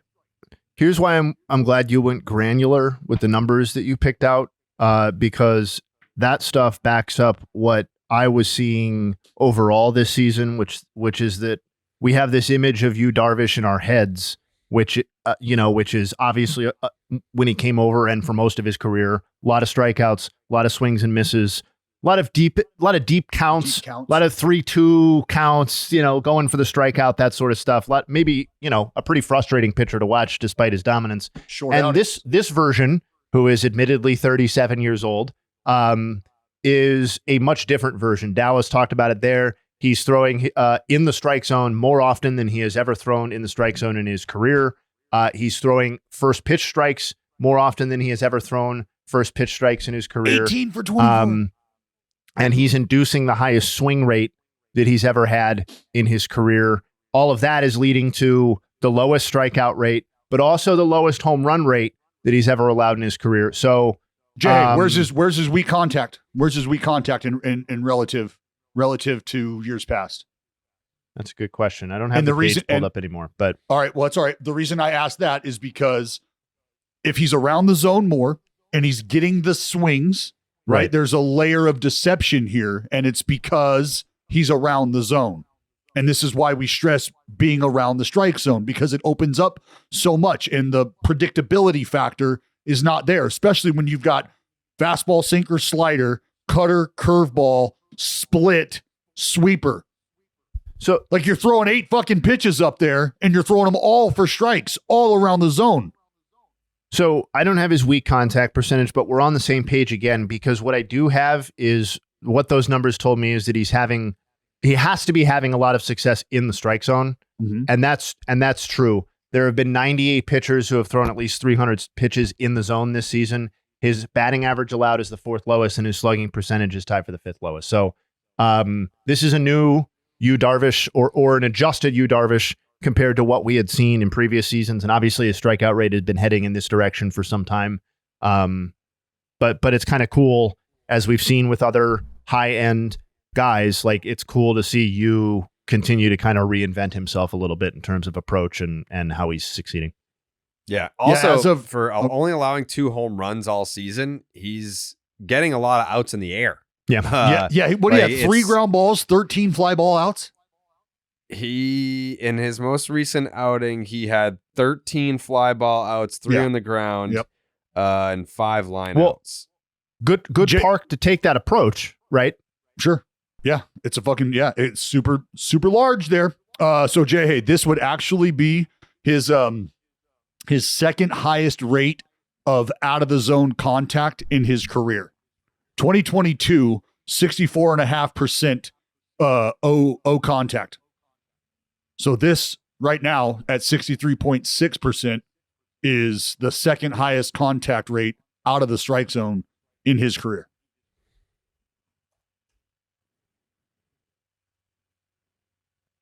Pretty good. Pretty good. Joseph, any thoughts on Darvish? Darvish, great pitchers on my fantasy team. Got a bunch of points yesterday. But he's not the only guy in the Padres who's dealing. Michael King, fucking 11 strikeouts against the Dodgers. Yeah, he was nasty. To me, as if I'm a Padres fan, I'm not a Padres fan, but maybe I will be soon. That's the guy that, I mean, that performance is more, I guess, exciting than Darvish. Obviously, you needed Darvish, but I mean, this is the guy you trade for Juan Soto for, who was fucking beast last year for the Yankees. He hasn't been that good this year, but strike out 11 against the Dodgers. I mean, it's nasty shit. And if he's good and you got Cease and you got Darvish, hey, Musgrove comes back and he's good. I don't know what's going on with Musgrove. Hopefully. You talking about? Right. Are you talking about closing the gap, Joe? I don't know. We got Urias. He had a walk-off this weekend. He did. The Padres are playing great. And the Padres, I mean, are playing great. They're playing good over the last 11 games, 8 out of the last 11. And Machado and Xander Bogaerts have been dog shit all season. Bogaerts homered yesterday. He's been dog shit for 2 seasons. Is that the biggest? Is that the biggest lead in baseball division? What are they at? 5 or 6? No, 6.5 is something like that. 5.5. Fuck. AL East. That's the largest lead for sure. Yep. I don't think they're going to catch the Dodgers, but they were never going to catch the Dodgers. You know, as long as they get in the playoffs, could they beat the Dodgers in a playoff series? I mean, it's the middle of May, and we're already talking about like no chance. No chance. No, but hold on. I know that I was kind of mocking the Dodgers Padres rivalry, and I agree that there's no chance that they're going to catch them in the division. But when was that what this season was about for the Padres? It's not about winning the division. It shouldn't have been about winning the division. It was about being better than, to the extent that they were thinking about it this way, it was about being better than the Diamondbacks and being better than the Giants and being good enough to capture a wild card berth in the NL. And to that extent, I think you have to look at the Padres situation and be to the point that Joey was just bringing up about their rotation. I think you have to be generally pleased about where you sit right now. You're a game over 500. You are very much in the thick of the wild card picture in the NL, which we've, talked about as kind of a muddled mess at points. I mean, they have a wild card spot as of this point. And I think part of their calculus, maybe at the beginning of the season, but I would think right now, and with the Arias trade, is that they are looking around at the teams that they are directly competing against for these postseason spots and thinking, why the hell aren't we better than these teams? Why wouldn't we try to win baseball games right now? The closest teams to them in the standings are the Nationals and the Mets. I think we're all on the same page that we think the Padres are better than those teams, right? Yeah. Mm-hmm. I mean, even they should be. Diamondbacks. Yes. So even the Diamondbacks, if you look at the Diamondbacks and the Padres right now, you're telling me you're not taking the Padres? Right. I mean, but you've always said that about the Padres. On paper, they've always been sick. But Yeah, no, I agree with you. Absolutely. Yeah. Like the whole list of teams that are below them in the race for the wild card, I think they can objectively look at those teams and say, we are/should be better than those teams. And the teams that they're behind for the wild card, they can probably say, we are not as good as those teams for the most part. But that may not matter in the end. If their main competition is a Nationals team that we all know is not going to push forth chips into this season, a Mets team that has announced that their intentions, while they're competitive this year, obviously walked it off last night, beat the Braves. Barely. Yes, barely. No doubt. Only one run. But I think it's totally reasonable for the Padres to view their situation 43 games into the season and be like, we feel good about this. Yes, they should. And I agree. Like Corbin Carroll. What do we got there? He can't be healthy. He can't be healthy. It's his eyes. That's my opinion. It's his eyes. Some part of his body. He's gonna need glasses or some shit because unfortunately, I'm watching him track fly balls, and sometimes he's losing them. I just saw him lose one fly ball, and then I was like, his eyes suck, and that's probably why he's hitting bad. I'm not a doctor. Well, I think about the D-backs and them having, any sort of real chance to repeat, to show up in October again. And I hate to put all of the onus on one dude, but what Corbin Carroll meant to them last year and what he is not providing this year, I think is glaring. He was an MVP candidate for a decent chunk of last season and got real MVP votes last year. And even if you don't want to categorize him that way, was one of the 6 or 7 most valuable position players in the National League last season. When you combined everything that he was doing with base running and fielding and hitting and all of that kind of stuff. And almost none of that is appearing this season. And I refuse to believe basically that a guy with his prospect pedigree who was delivering on it so early and not in a meaninglessly small sample size either. Consistently. Over a full season of delivering. And then all of a sudden is just like utterly helpless at the plate. Too many people are talking about his shoulder. Joey's now talking about his eye or eyes. Something is going on here, but the bottom line is that we're getting to very close to a point where it feels like a washed season for him, or could develop into that. And his OBP is higher than his slug. Can't survive. Yeah, the Diamondbacks can't survive, to your guys' point, if he's not a driving force in that offense as anything more than kind of like a 500 or slightly below team, I think. Also, Merrill Kelly's down. Eduardo Rodriguez hasn't pitched yet. And Montgomery hasn't been very good so far. He only sucked against the Dodgers. How about this for Corbin Carroll? I mean, it's all so ugly, man. Well, no, I just look at, and I haven't even looked at hard hit rate or anything like that, but I'm just looking at contact out of the zone. 76% contact. That is up from 68% last year, which was up from 64% the year before. So he is expanding his zone. It's like you can't see the ball, can't tell if it's gonna be a strike or a ball swinging out of the zone. So you were saying? Well, I'm Joey. I will take what you hypothesized earlier in this segment and apply my assessment of him swinging at baseballs and making contact with baseballs outside of the zone more than he ever has. So if plate discipline was something that Corbin Carroll came along with early, it's something that isn't necessarily being displayed right now.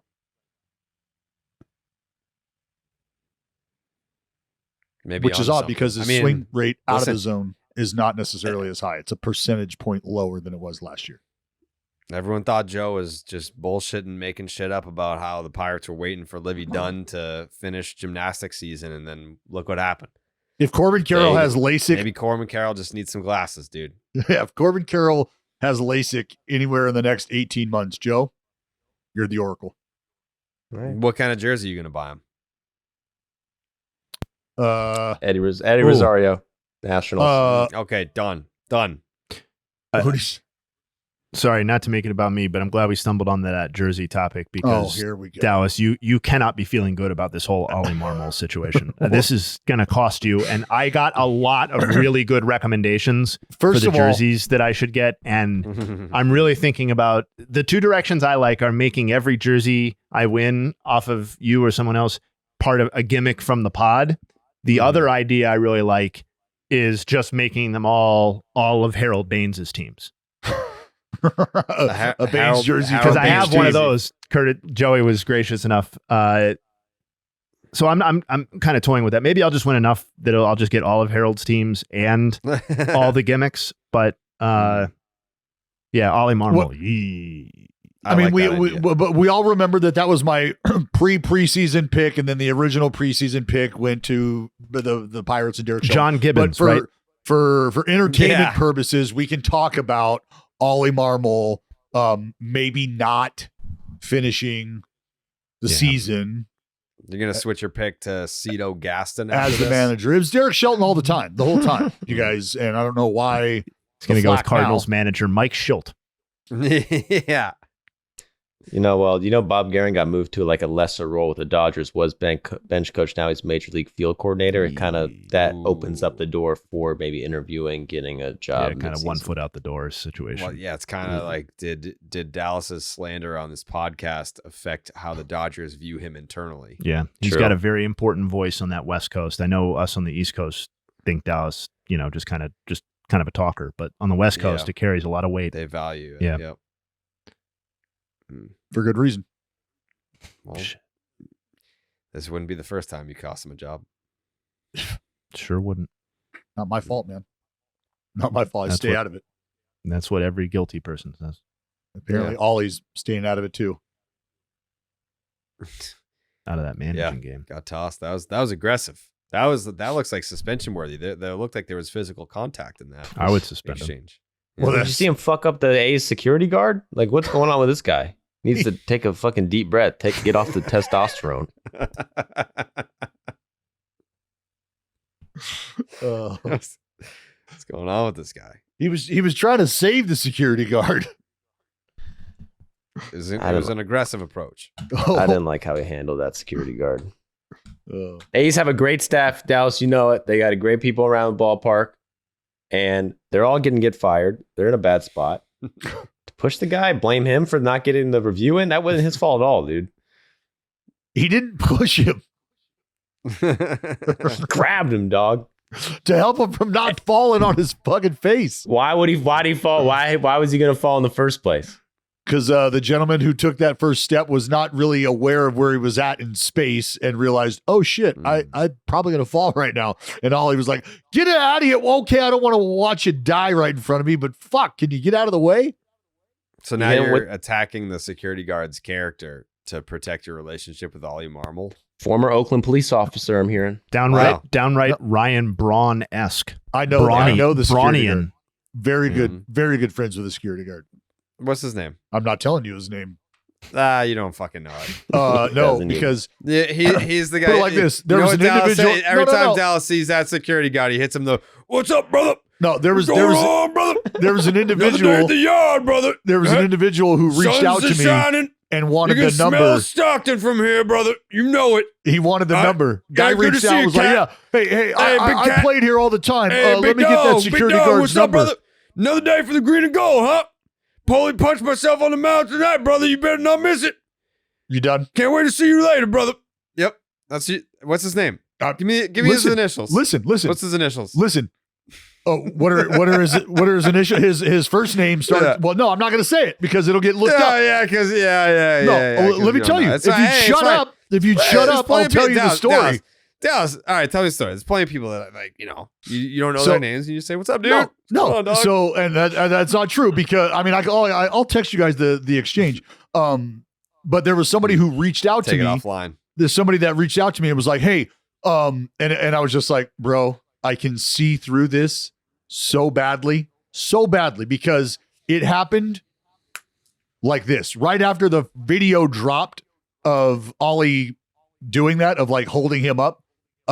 This individual was like, "Hey man, I used to talk to that dude all the time. I was really good friends with him. Like, hey, do you have his number? Like, blah, blah, blah." And I was like, "Who?" And I said it I was like, "Who are you talking about?" And he was like, the security guard, the guy, you know. And I was like, "Oh, the guy whose name you don't know, that guy?" Because let me guess, you want to be able to use his name in the video you're about to pump out and on the show that you do. Is that why you want his name? Because you don't know his name. And the only reason you want his name is to put a name to this dude, as opposed to just leaving him be like I chose to. And like I didn't put his name out there. So the shit just went away. So that's why you're not going to hear his name. That's why I didn't text that dude back and give him his name, because it did exactly what it needed to do. It just went away because it wasn't his fucking fault. I didn't know you and Ben Verlander text like that. I didn't know that you guys even had each other's numbers. Please. That's what I'm saying, right? There's only a few people that could have been. Mm-hmm. So Dallas didn't say that guy's name, but we could probably find out. Yeah, we'll definitely find out, dude. You know, Joey has one of the largest baseball YouTubes in the fucking world, and he's one of the most premier baseball researchers. He's gonna find that name, dude. Uh-huh. I mean, I can't wait to watch that as soon as we're done. All right. Well, we'll see.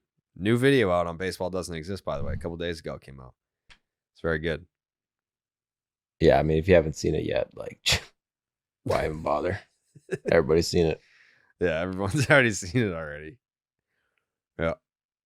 Solid video. Joseph, any thoughts on JD Martinez ruining everything? He hit a home run with 2 outs in the bottom of the ninth to break up the Braves combined no-hitter, which, by the way, I don't give a shit about combined no-hitters. That's what I was about to say, too. I could not care less. Yeah, couldn't care less. Braves still won. Yeah. I mean, the Braves haven't had a no-hitter, and I don't remember last time. Since I've been alive. And if it's a combined no-hitter, I don't count that I closed the iPad as soon as Maxie was taken out. I was like, oh, okay, over it. Don't care. Yeah, just like the C-Max deal. I had JD Martinez on the fantasy squad, so I was like, that's a plus. I mean, fantasy squad's looking good, Joe. Well, we lost this week, but stuff. Kent Merker, the last Braves no-hitter, 1994. Damn, dude. That is so crazy to think about. Damn.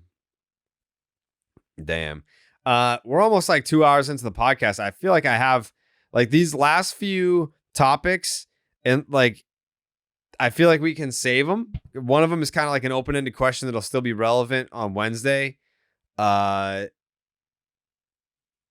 want to. What do you have to leave in 15 minutes, Dallas? I'm good, dog. Oh, okay. All right. Well, all right. Then I feel like these last two we can save for Wednesday. They're not super timely. But we do have to talk about the Chicago White Sox. They won 4 straight from Wednesday to Saturday.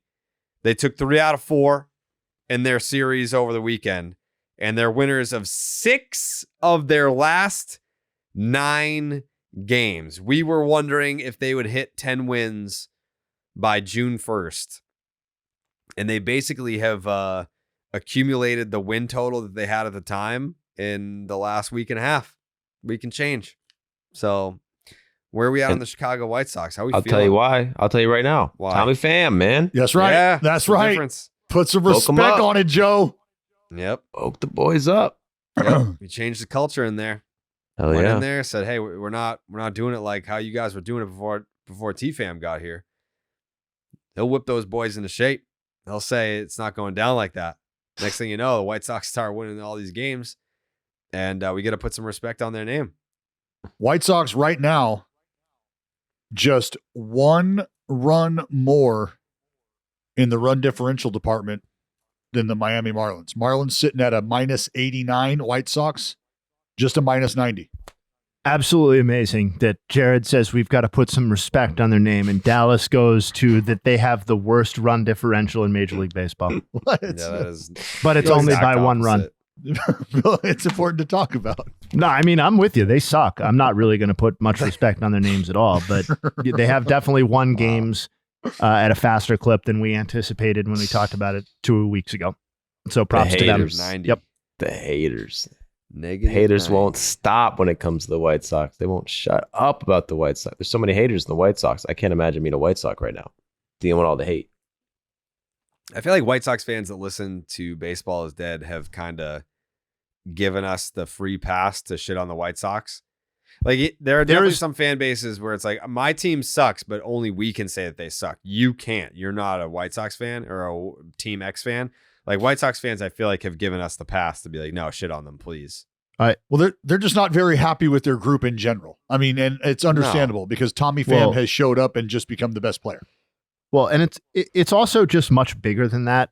Having, half of my friends in my life are in the greater Chicago area, and it's a Reinsdorf problem. And there is I think people have, in a sense, given up a little bit with it as it relates to the White Sox and the Bulls, because they are operated in a certain way. They have operated in that way for basically their entire existence for most of these people's lives. And when they are good, it's almost incidental. And when they are bad, it's very bad. And obviously we know the White Sox are going to be bad for quite a while, but I think it's as much about the ownership group and the fact that there's really not going to be a significant level of investment in the context of we are the city of Chicago, the third largest city in America. There should be no, like, we get on the Cubs. Forget about it, man. Like the White Sox are a bigger joke in a lot of ways in terms of how they operate their payroll and how Reinsdorf runs those teams. So I think that's a bigger part of it. Baseball Reference tweeted this morning, the White Sox have been shut out 10 times through 41 games. There were 10 teams last year who were shut out fewer than 10 times over the full season. I mean, it's you go up and down their lineup right now. You go up and down this roster, and I mean, first of all, they don't have one single guy. And look, it's about as basic as it gets, right? But they don't have one single guy that's had 10 at bats with a batting average that starts with a 3. They've got multiple guys with batting averages that start with a 1. No pop. There's just there's nothing going on. Nothing. Well, they've been doing good lately. So let's chill. The White Sox came into the season as like already being projected, like seen as a terrible shit team, and then instantly Eloy Jimenez, Moncada, and Luis Robert got hurt in like 3 days, and then they had the worst lineup probably, maybe arguably, of all time. They had an OPS of like 5, whatever. Their team OPS was the worst, was the same as Tim Anderson's last year. Their team. And Tim Anderson was the worst qualified hitter. So like they basically had the worst hitter in baseball in all 9 positions of their lineup, was the worst hitter in baseball.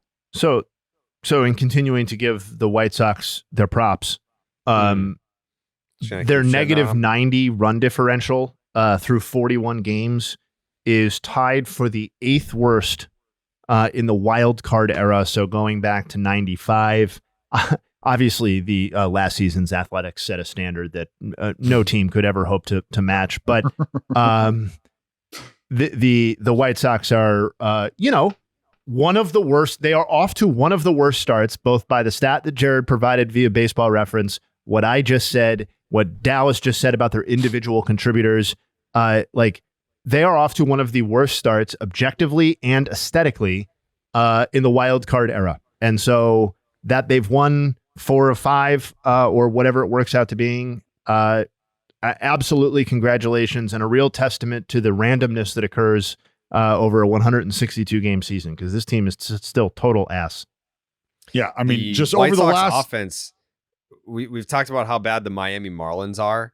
The Chicago White Sox, their OPS is 26 points lower as a team than the Marlins, and the Marlins are historically bad as well.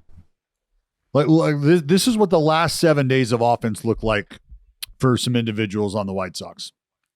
Eloy Jimenez is hitting 167 over his last 7 games. Nicky Lopez, shout out the OG Nicky Knox. He's hitting 154. Gavin Sheets, he's not really hitting anything. He's hitting 100 over that time. Martin Maldonado, he takes a bat with him to the plate, but that has resulted in a 111 batting average.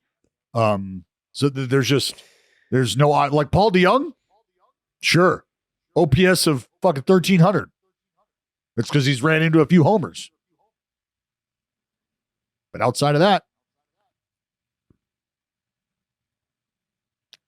So you're saying that they're not good. I'll tell you what is good about the White Sox. Their post-game TV show is probably really good right now. They got Ozzie Guillen talking, I bet, a bunch of shit about this team. And that's the silver lining. Like, the worse they get, the better odds that they just say fuck it and let Ozzie Guillen be manager again, which that would be a win for baseball, a win for Chicago. Yeah. I'm surprised we haven't gotten any viral clips from Ozzie yet so far this year with how bad they've been. He usually says some out-of-pocket shit. It's coming. It's coming. Remember when the A's had Jose Canseco on their analyst team like 10 years ago? Yeah, I was a part of that. I was a part of his fucking maiden voyage, and then I was also a part of the episode where Jose Canseco was maybe a little tardy for the open of the show, and then when he came back, he may or may not have been wearing a vest, a leather vest with nothing else on underneath it. Just a leather vest with no shirt on underneath it. Why? I mean, and then he told me, I said something, and he goes, "Oh, Dallas, you're full of shit. That's not it."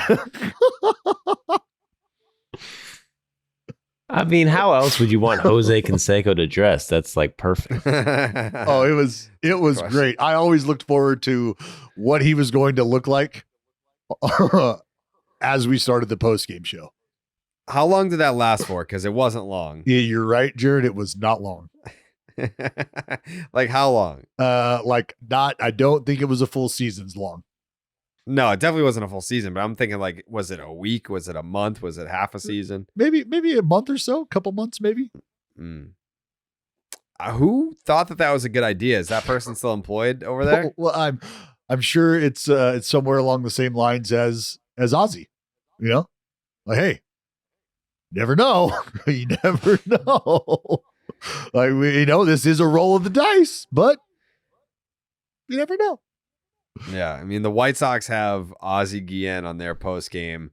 The A's threw Jose Canseco out there. The Red Sox have Papelbon roll in every now and then, and he'll say so, like poor Tom Caron. He's trying to do like the pre and post. I love Papelbon.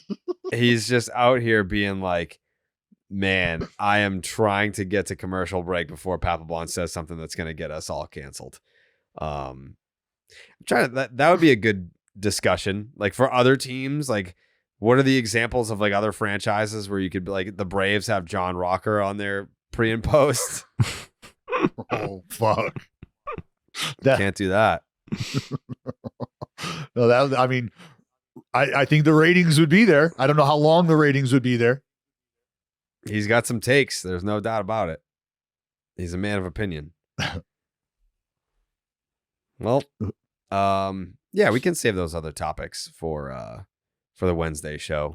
Well, if we're Jay's got nugs. I know that. Oh, you got okay. Jayhay's got a batch of nugs. Yeah, I'll do some rapid fire nugs here on a Monday. All right, here we go. Seth Lugo. He's the third pitcher. He's the third pitcher in Royals history to have 6 or more wins and an ERA of 1.66, which is his ERA, or lower through the first 9 starts of a season, joining Zach Greinke in 2009 and Brett Saberhagen in 1987. So literally the 2 best pitchers in franchise history. We're going to talk about him more, it sounds like, next podcast. But just some context on what Kyle Tucker is doing. He has over 100 homers and 75 stolen bases from his age 24 to 27 seasons, which is from 2021 to the present. So he still has the rest of this season to go. In fact, he's one of only 21 players in the live ball era in the AL or NL to hit 100 plus homers or 75 plus stolen bases over that age gap. The list is literally scattered with Hall of Famers or people who will go on to be in the Hall of Fame. Can't wait for the Kyle Tucker discussion. Nice little tease there. Luis Castillo, after a 6.89 ERA through his first 3 starts of the season, has a 1.86 ERA in 38 2/3 innings pitched over his last 6 starts, looking like the Cy Young candidate that most people thought he would be. Shota Imanaga, he goes tonight. He has a 1.08 ERA through his first 7 starts, well covered at this point. The lowest ERA through the first 8 starts of a season in the wild card era is Zach Greinke in 2009 at 0.60. If Imanaga's ERA stays at 1.08 through this 8th start, it will be the 6th lowest in the wild card era, behind literally just legendary seasons mostly. Greinke 2009, what we got of DeGrom's 2021, Pedro and Randy in 2000, and then the outlier, Mike Soroka in 2019 had a 1.07 ERA through his first 8 starts of that season. Obviously a tough turn for him lately. The Angels, shout out Max, they're 15-26. They've gotten real bad real fast here. That's a 3.66 winning percentage. That's tied for the second worst winning percentage through 41 games in franchise history. The only season worse, 1969. Oh, Jack Flaherty, let's get real weird with the stats here. Jack Flaherty has a 3.88 ERA through his first 8 starts of a season, but he has 0 wins. Poor guy. That's the lowest ERA through the first 8 starts of a season for a Tigers pitcher with 0 wins since Dean Chance in 1971. He had a 2.97 ERA. And for a little bit more context here, the lowest ERA through the first 8 starts of a season in the wild card era to still have 0 wins, Jeff Samardzija in 2014 had a 1.45 ERA through 8 starts and had 0 wins. That's tough. Ozzy Albies, shout out to Joey. His OPS was 903 through the end of April. He has lost 153 points of OPS in 9 games since the calendar turned to May. His OPS today is 750. Never heard of a slump before?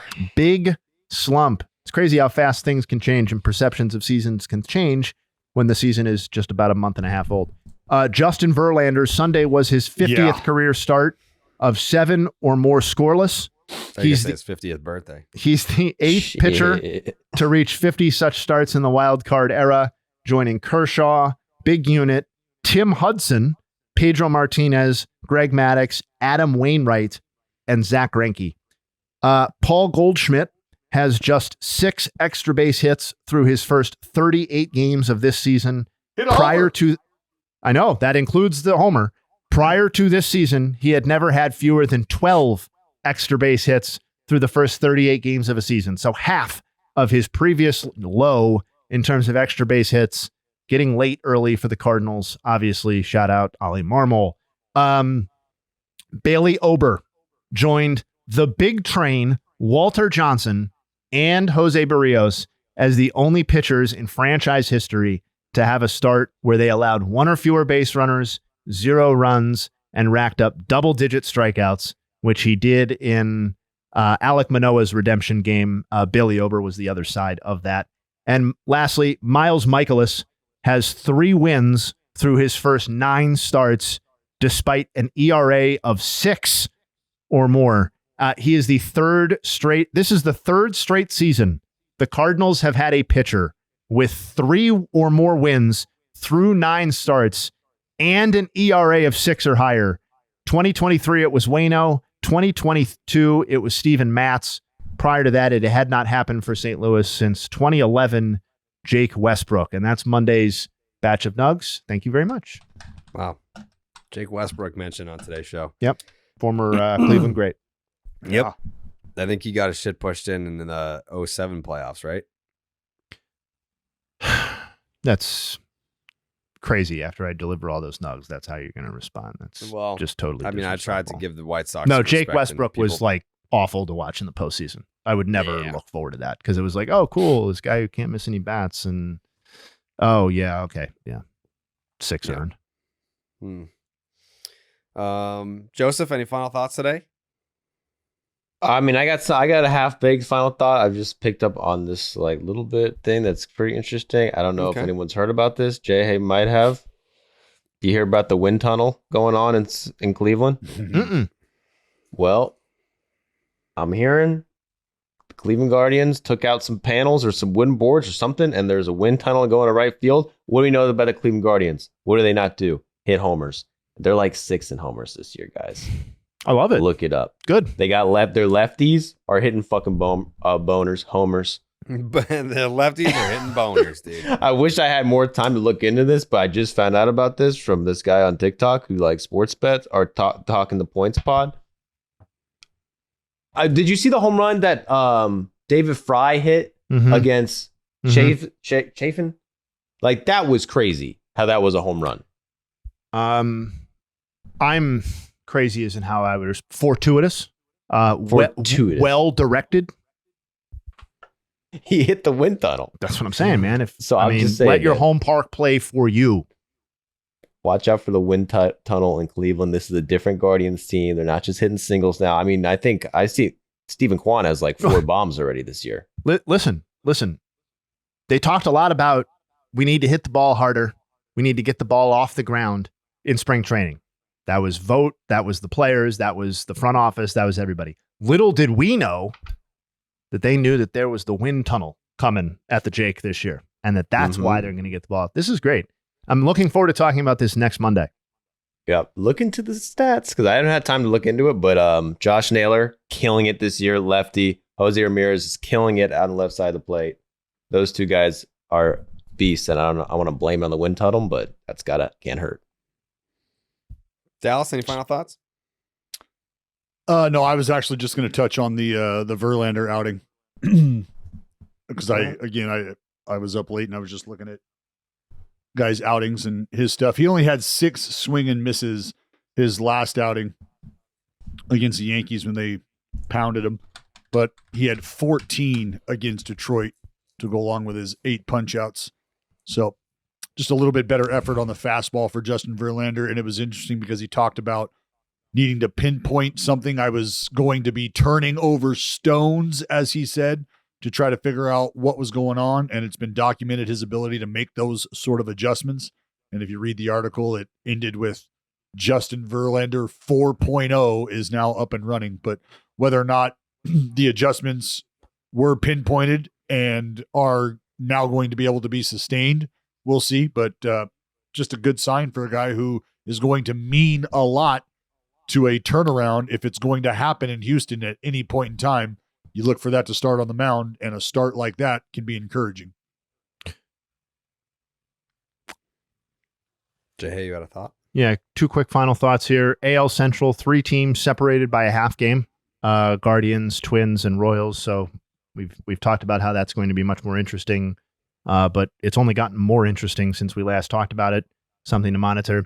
And then, just to bring back a quick little thing from the old days, bringing the cheese real fast. I just want to give Raclette a shout out because that's a cheese that's out here doing some really, really important work. And I don't feel like it gets the limelight that it should. It doesn't get the recognition. Maybe over the ocean, it gets a little bit more attention. But here, it's just not. And I'm a huge Raclette fan. My wife says it smells like an armpit. But it dawned on me this morning that we hadn't really talked about that. So hashtag bringing the cheese, raclette. Thank you. Thank you for saying that. You're welcome. Yeah, that's something that I've been thinking about it for a little while. Didn't know when the appropriate time to bring it up was. So I'm glad that you kind of forced the issue here. What do you eat your raclette with? I think they're great with It's great with potatoes. It's great with a potato and egg situation. Look that up. Go and visit yourself. Go and check out. Go and check out Switzerland. Hey, Jay, see what they're doing with raclette. Cheese that smells like an armpit and throw it on an egg, please. Maybe in the microwave too. Well, first of all, I don't use a microwave. Certainly not for meals that I'm preparing for the love of my life. And also, she requests that I not use raclette on anything that's for her. So this is really just a me thing. But yeah, man, I mean, listen, just take in the off season, maybe you should take a trip over to Switzerland, hit the mountains, get some fresh air, and then get yourself kind of a nice little, raclette focused meal, maybe some rosti, and have yourself a good time. All right. Yeah. No. Yeah, buddy. I'm going to pass on having the palate of a survivor of the fucking Dust Bowl. I'm good. Oh my. The Dust Bowl. I'm good. That's your Depression era palate. I've forgotten more about cheese than you will ever know. Thanks. Only one of us threw it, pal. What? That's right. Oh, bringing the cheese. Oh. Jake's takes.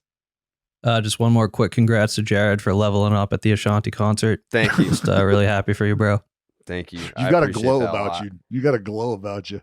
Yeah, I feel different. I feel different. I carry myself different. I think there's a lot of different factors that go into it. I've been changing my diet recently, and it's kind of like diet and Ashanti. Like, it's like, you look like you're glowing. You look amazing. Like, you look like you really have leveled up. Like, what's been the big difference for you? And I'm like, diet and Ashanti. That's it. Ashanti and Jesus. Jared, those three right there. I don't know that I've dove. I don't know that I've dove in. I don't know that I've dived into the religious savior stuff yet. I'm kind of saving that. Right now, it's just Ashanti for me and diet. You'll get there. Yeah. Start to get a little closer to the finish line. I got you. Yeah. Oh, I forgot. Braves swept the Red Sox. Get shit on, idiots. Losers. Too easy. Too easy. Yeah, kind of was.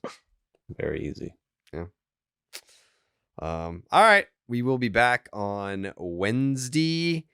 Enjoy the next couple days of baseball. We'll be right back here to break it all down with you, including some of the topics that we left off today, which would have been for the 11 Nats fans that listen.